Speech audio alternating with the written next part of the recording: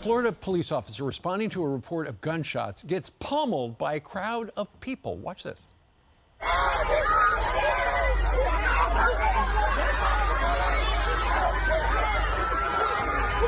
Can you believe that?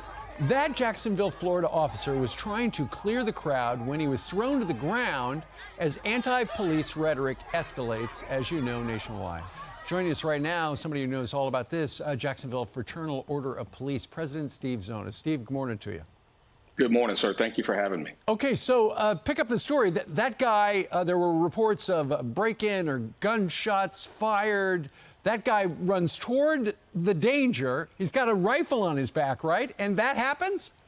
Yeah. He was actually dispatched nearby to a report of a car break-in, and as he was arriving on the scene of that car break-in, they updated it, the information to say that there was gunshots nearby, and he actually spoke to the guy who called in the car break-in, and he said, "Hey, they're shooting down there," and pointed in the direction of that crowd.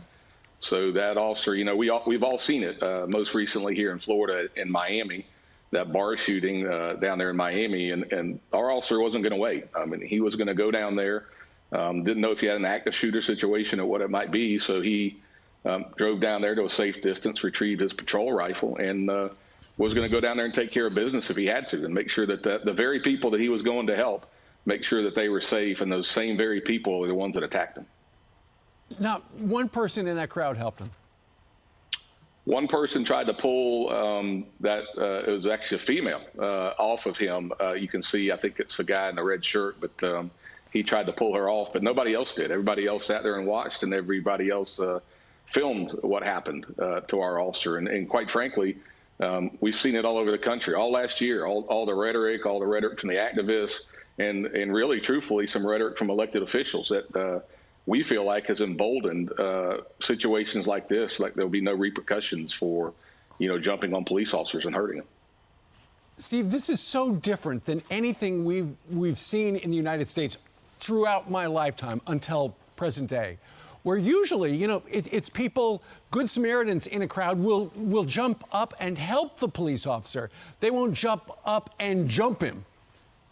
Yeah, you're right. And what we kind of want to make clear is that, you know, we don't think this is a reflection on Jacksonville, because we have some, you know, amazing citizens, amazing community here in Jacksonville. Our elected leaders are amazing.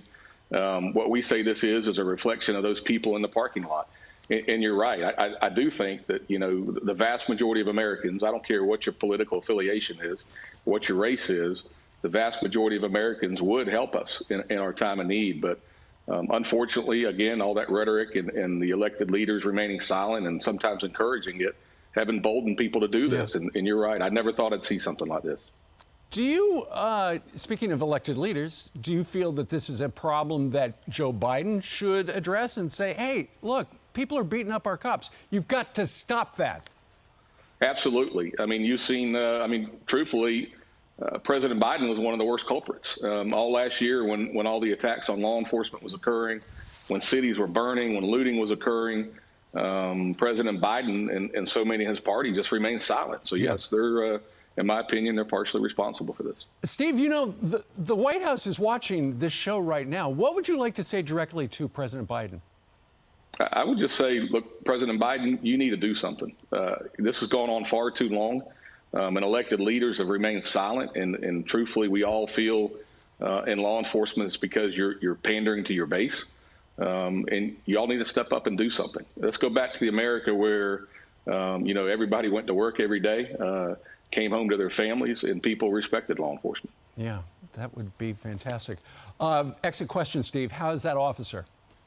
He is doing well. He's got some bruises and abrasions, and actually spoke to him within the last couple of days, and he's doing good. So thank you for asking. Back on the job?